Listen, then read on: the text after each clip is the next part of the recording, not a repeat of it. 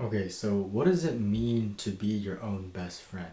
It means to show up for yourself even when nobody else does. In a previous video, I talked about why it's so important to just spend time alone. Spending time alone just allows you to really find yourself, and it allows you to be alone with your thoughts. It sort of blocks out all the other distractions and influence maybe that you have in your life, whether it's influence from friends or family, or maybe it's coworkers. And it's when those times where you're alone is when you truly start to find yourself and to figure out, what do you want instead of what do my friends want. Spending time alone allows you to figure out your why, to not be so reliant on the happiness of other people and to focus on helping yourself and being your own friend. I feel like there's this misconception about being alone or hanging out by yourself. Maybe you're afraid to go in your public by yourself because you're afraid of being judged,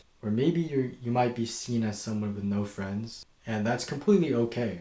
It's important to do things for yourself sometimes. It's important to be comfortable with being alone, be comfortable with being alone with your thoughts. So how do you enjoy that process? How do you be your own best friend? Part of trying to figure out who you are in order to be the truest version of yourself, doing uncomfortable, which means doing the things that you want despite what other people think of you. Maybe it's going to the restaurant you've always wanted to go to, or maybe it's traveling to somewhere you've always wanted. It's within those steps you truly start to find yourself. You be more comfortable with who you are as a person. You start to develop your personal identity more, and in turn you can offer that to other people. Once you're comfortable with being yourself and liking yourself for who you are, then you have more things to offer to other people. If you're not satisfied with yourself, if you can't even be around yourself and be happy being alone, then how can you offer that friendship to another person? Being your own best friend means to prioritize your identity. I feel like a lot of people compromise their identity, especially in a group setting. Maybe you know someone who's always putting on a different persona in front of the other.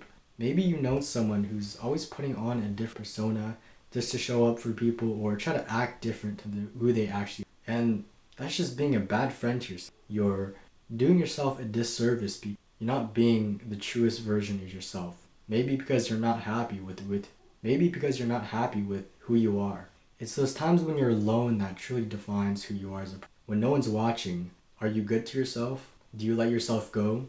Or are you determined? Are you hardworking? When you're alone allows you to take full accountability to the point where you don't rely on anyone else to find happiness or find meaning. And once you find that identity, search for through experiences and throughout your life, you really need to appreciate who you are. Never try to shy away from who you were as a kid or who you act as around your mom. You really want to embrace that because that's what makes you unique. And at the end of the day, you're the only person who's going to be with you forever. I'm sure you've all experienced parting ways from friends or certain people in your life. Maybe it's because you just lost similar interests with them, or maybe it's bad timing.